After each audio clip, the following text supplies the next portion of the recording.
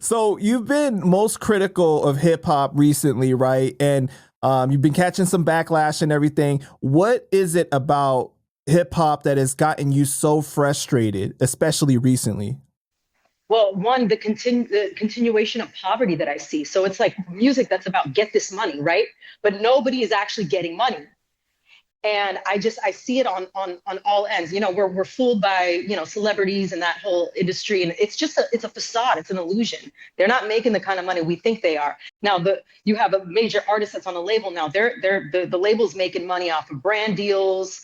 They're doing shows or whatever. They have a 360 deal. So and social media views. You know what I mean? So people like Cardi B, I think Atlantic is only recouping from her, like putting her, getting paid to do certain shows. Mind you, she's never headlined her own show, but she's a Grammy-winning artist, right?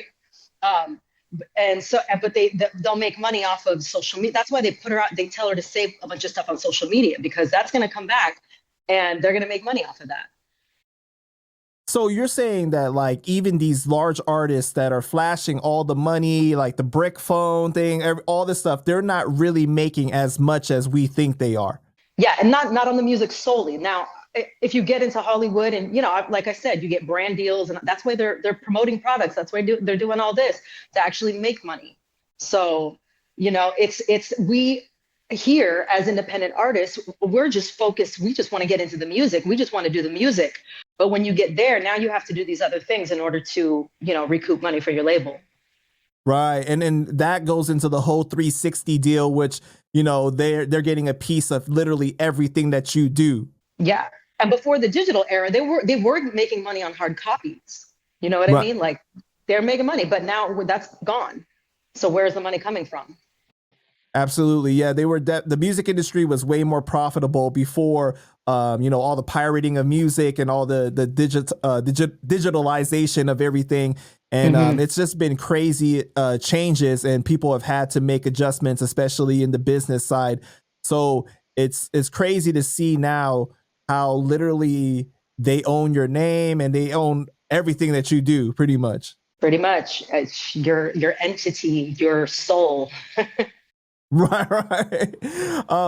So you've gone on to say, right, that hip hop is the genre of oppression and poverty, and we need to throw the entire genre out. Okay. And you've okay, go ahead. I've been thinking about this for like a week because I'm like, man, like we can't throw it out at this point. You know what I mean? We have to, even though I feel like I just came onto some new information that I was not even privy to until like 2 weeks ago. And that is that I'm going to say this because it's a possibility that the CIA started hip hop. And now keep in mind, and I talk about Boogaloo, right? I think we talked about that in the last interview, right? Boogaloo was the genre of R&B, soul, Latin music that came out of the streets of New York. It was the kids, like you had the Puerto Ricans, you had the Blacks, you had the Jews, you had Italians, all coming together with this Latin influence, right?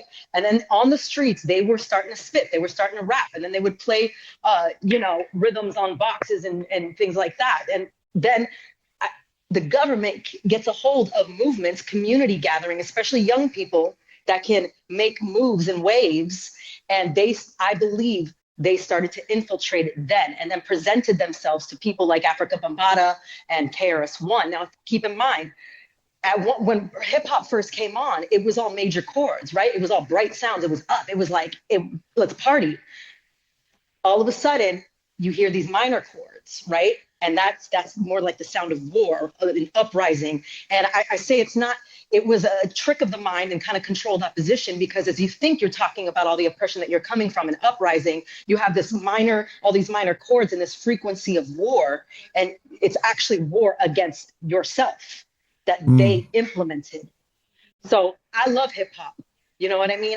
I'm not going to, I know I say things, especially when I type, like I'm very emotional. So like, I'll make a statement, but I have to, in order to like really understand me and hear my heart, you have to hear me elaborate and expound on it, Right. And go ahead. So like those are just like kind of like snapshots of what you're saying, but like to really fully understand the message, you have to elaborate and feel the vibe, the tone of what you're saying, versus the text can be misinterpreted a lot of times, right? Exactly. And As far as the CIA, that whole thing, have you come across actual evidence of this, or is just kind of like your idea of what you think happened? The evidence is the proof that we have here. We see the results of hip hop, right? On top of it, there is an intuition and a gut instinct. And I tell people this, there's a knowing inside of you that you don't need to read something in a book to actually know. Your intuition and your gut instinct will give you more of the truth than reading any kind of information that's been written down will.